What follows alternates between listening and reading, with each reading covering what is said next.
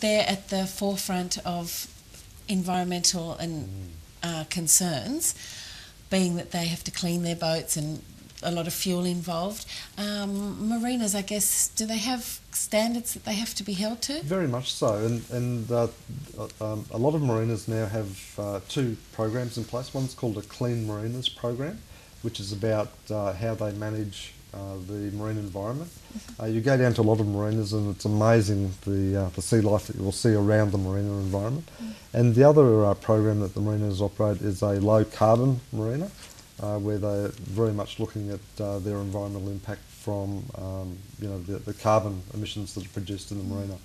And so they're really at the forefront with a lot of those sort of things. I've heard they've got wastewater recycling, the grey water and the black water, so they have the pump out facilities and so on. So they're very, very much attuned to sensitive marine environments, which the average boatie is. We often talk about the average boatie as being the everyday environmentalist, because they go out there and they really appreciate the environment. And they want to continue enjoying it. Absolutely. Well, that was, I guess, from the Marina Industries Association of Australia, their main point was that if we're a tourist hub and we want people to choose to come here over all the other options, we need to be ahead of the game when it comes to marine responsibility and conservation. Right. What about their contribution to community and marinas? They're not just for boaties, they employ many, many more people than that. Do we have any idea of stats and figures on that?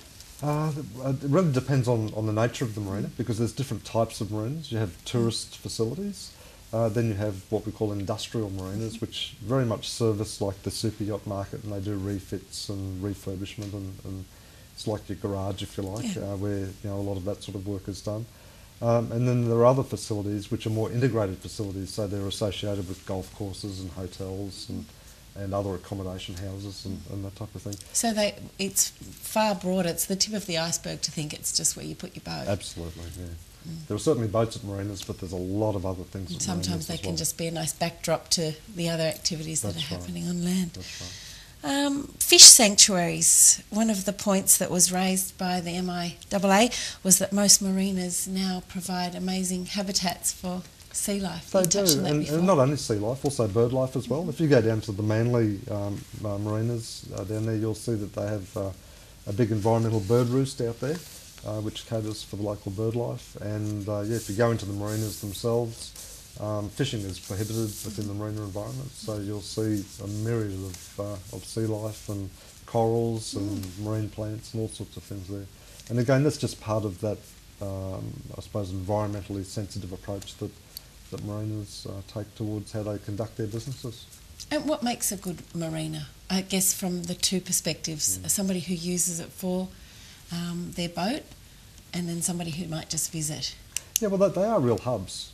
The people can get there from the land or from the water, so there's all these different ways you can get there. So a good marina is one that's really accessible, and if you go to marinas like at Sanctuary Cove, you'll see they'll have designated berths where you can come in, from the Broadwater and park your boat and go and enjoy yourself, whether you're just dropping in for a short time or staying, for a longer period. And again, it really depends on the nature of the marina that you're going to, but there's plenty of facilities there. And customer service, is that a big aspect? Yeah, and fuel, being able to refuel at different marinas and things as well. But I think we're seeing more and more that people are wanting to live near marinas. We've got more and more apartment blocks and those sorts of things as dockside up here in Brisbane, and people more and more want to be able to look down and see the boats and see them coming in and out and live on the water and actually feel like they're part of that environment. So they're a lot more organic than maybe just closed off and gated community. Absolutely. They've got a lot more tendrils going into the community. Yeah, very much so. Rivergate Marina is located just east of the Gateway Bridges and is one of Queensland's premier places for boats of all shapes and sizes. Rivergate Marina really does showcase the level of boating experience and expertise right here in Brisbane.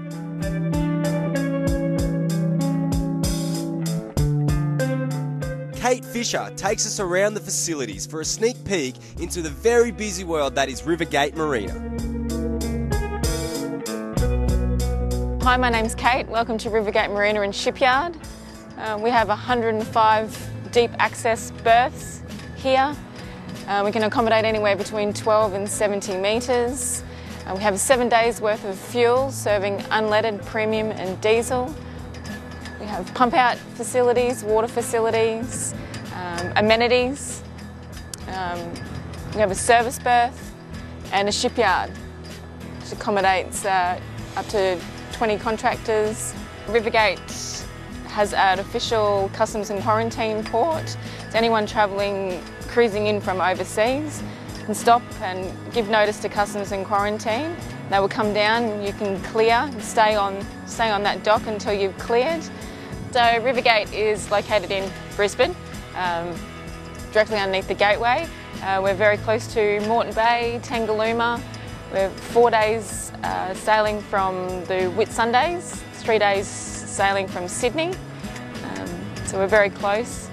The site around the marina is surrounded by 21 independent marine businesses, so it's a constant hive of activity. The shipyard is world class. Travel lists with 375-tonne ratings. Dedicated enclosed maintenance facilities, plus all the mod cons for the crew with their own kitchen and lounge available, as well as washrooms and shower rooms after the hard day's work.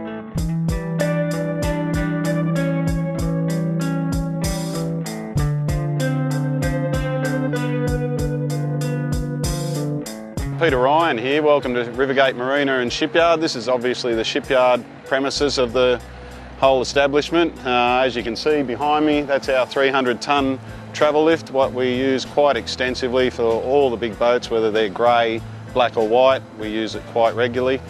Obviously a lot of the yachts are more preferred to be lifted on that machine because the rig can stay up and a lot of things like that. We also have a 300-tonne refit shed, which is currently occupied with another big refit from a Sydney super yacht.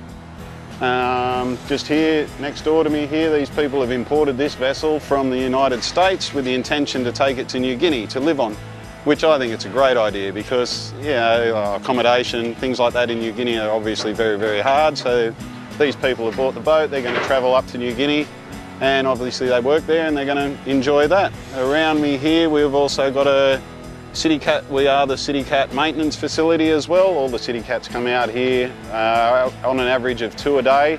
Not only they're City Cats, they're cross-river vessels as well. It's very well worked on. At the moment, we've got a repaint going on in the big shed. We've got new stabilisers, full service being done to a Norman Wright & Sons vessel, which is a lovely boat. We don't really discriminate on vessels. We get all sorts, from your cross-river barges to that, you know, absolute what people think are heaps of junk. I quite like them. Tugboats, right up to the, you know, very wealthy people in Australia's super yachts. Also here at Rivergate, we received a 100% Clean Marina audit in 2010 because obviously all our water's recycled. When we pressure wash, it goes into a big pit. It is recycled through a clear make system. And also we harvest all the rainwater that comes off the buildings here, so it makes it very good for us. We have got very deep access water here, so we have not had a boat that we can't lift due to its draft, which is a big advantage to any marina in the world. And you ask any marina operator, it is the depth of water that they are able to get their boats into. Obviously my staff are very, very good here. They keep the place clean. They are more than happy to do anything for anybody. Even if it's, you know, help getting a cab, we can help you out. Rivergate Marina is a great spot to check out the biggest scale of the boating world. Auctions are held over the weekend and there are plenty of businesses to pick up any of your boating needs. For more information about Rivergate Marina, jump onto rivergate.com.au.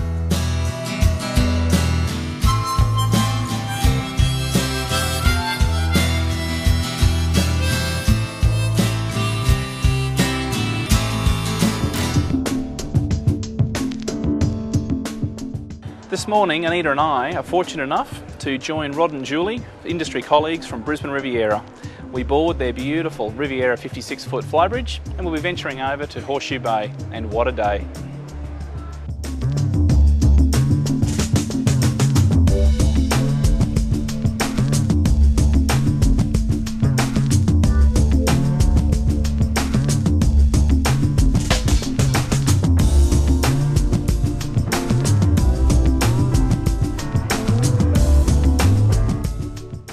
we make our way out of Raby Bay, it's evident that we're going to have a beautiful day ahead of us. You can feel the rumbles of the diesels underfoot and know there's plenty of power there to burn if need to go fast.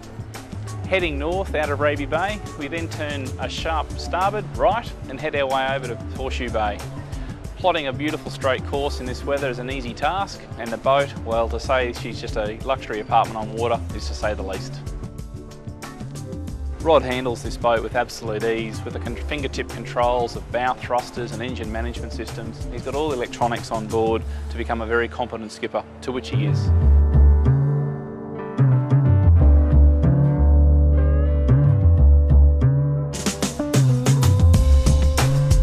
Although on the program we've already been over to Peel Island in the trailer boat, this really is a different experience. Being on board this luxury 56-foot boat and in a cockpit that's probably bigger than my whole boat allows you to relax and unwind, enjoy the fresh coffee from the coffee machine, but also the cheese platter and the fruit selection. So great job guys, beautiful spot, and once again a beautiful boat.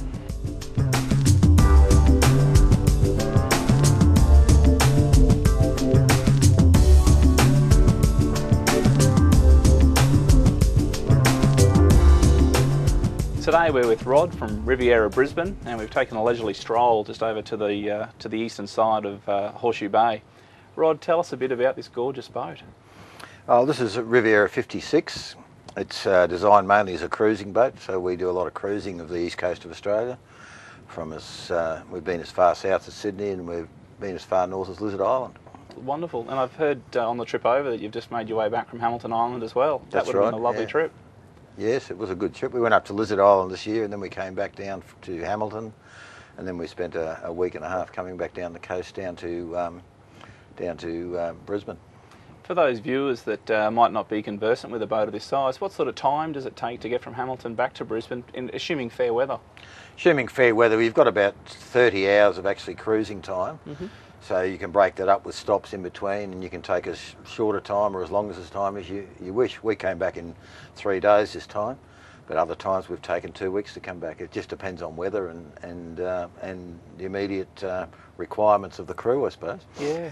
And before we set off there from the Raby Bay Harbour, we had the chance to look through the boat, and I mean it really is a floating apartment on water. Yeah, that's what it is. We use it as a floating apartment, and it's got the ability to cater for probably 8 people, and 6 is a better number on board, but 6 people can live on here for an extended period and quite comfortably. Quite comfortable. And some of the features that are on board the boat, when we say it's like an apartment, what features have you fitted to the boat to make your family boating enjoyable? Well, it's got a lovely galley in it with dishwashers and fridges and freezers and microwave convection ovens, so you can cook any size meal you want on the boat. The boat has 3 bathrooms, or 3 heads as they called in the marine world, so you've got privacy for guests and all the rest of it, and it's got a lovely big saloon dining area as well as this outdoor alfresco area at the back here in the cockpit. Yeah, it's certainly a massive area to entertain 6 or 8 guests quite comfortably, isn't it? Yeah, it is, that's right. Something else that I noticed down below too, there's even a mini laundrette. Is it a laundrette style of setup there, so for washing clothes, even for those extended times on water, would make life pretty easy. Yeah, and the boat has a water maker which can make 220 litres of water an hour. So water's an hour? Yeah. So, 220 litres an hour. So water is never a problem. So the guests can have long showers and whatever they like on board. So the only limiting factor, really, if you're a bit of a competent angler, really is just fuel. Yeah, but the boat's got a good range at 10 knots. The boat's got a range of over 800 nautical miles. So it can go to sea for extended periods. In fact, we've been up at the reef there and out on the ribbon reefs, right out in the outer barrier reef, and we're out there for a period of 2 weeks without having to come in. Look, the angler in me is having to ask this question, what I suppose would be the most memorable catch on board the boat? Well, unfortunately the boat's never caught a marlin or anything like that now, but our biggest fish we've caught was about 100 kilo yellowfin tuna, which we caught up on the ribbon reefs this year, and we've caught other big wahoo and mackerel and all that sort of thing, as well as we catch lots of reef fish and small fish. But we only tend to catch enough just to eat and let the rest go. Fantastic idea. Rod, we've with running up to Hamilton Island, even for myself, that it's within the marine trade, I would look at that as being a fairly daunting trip. How do you prepare the boat and prepare your mindset for such a trip, and where do you stay? Yeah, well, these type of boats are built for that sort of for that type of cruising. So it's just a matter of keeping the boat completely serviced and just general maintenance is kept up to steel. And the boat has the capacity to do those sort of trips. Yeah. We'd leave here. Our typical trip to Hamilton Island would be to leave here and probably go to Mooloolaba and have dinner at Mooloolaba for a night, and then the next morning we'd probably leave for the Great Sandy Straits and cross the Wide Bay Bar into the Great Sandy Straits and spend a day or two wandering around in the straits out there. Nice. It's a very protected waterway, all the rest of it. From there we'd go through to Burnett Heads or Bundaberg, and depending on how we've driven the boat, we might refuel there for the trip up to Hamilton. And from Burnett Heads we'd take a trip out to what they call the Bunker Group, which is out on the Great Barrier Reef, the bottom end of the Great Barrier Reef. And we'd spend several days out there around Lady Musgrave Island, Fitzroy Lagoon, Heron Island, all those types of places up there. Sounds like a great place for snorkelling and a bit of diving and a bit of fishing. Yeah, a bit of everything, and just a bit of relaxing out there. It's fantastic, and in lovely weather it's great. The marine life out there, and the birds and the dolphins and the turtles, they're just abundant. And whales at this time of the well, not this time of the year now, they're mostly gone south, but when you were doing the trip up there, the whales are quite fantastic to view as well. Certainly an aspect of boating that's just more than just fishing. It's just actually enjoying the wildlife that that we get to see and the pleasures of being on a boat. And when you're travelling up the coast there, the marinas, do you need to give them some forewarning that you're coming in for the night? We usually call them the day before. You don't have to. They've usually got berths available. Yeah. But we give them a call the day before, just as a matter of courtesy, really. Yeah. And come in there, and they make you very, very welcome. And the marina, the quality of the marinas up the coast now is absolutely excellent. Yes, it's one part of the show that we'll be looking at was the marinas, and we've discussed now that they've got restaurants and laundry facilities, they've got repair facilities, so if on the way up there's something that needs to be done, it doesn't have to be that now the home or the berth of the boat, you can get your work done as you traverse the coast. That's right. Riviera can provide a service right up the coast anyway, so if you do have any trouble with the boat, like the engine manufacturers have all got their depots in the major towns up the coast, so there's always somewhere where you can get repair work done.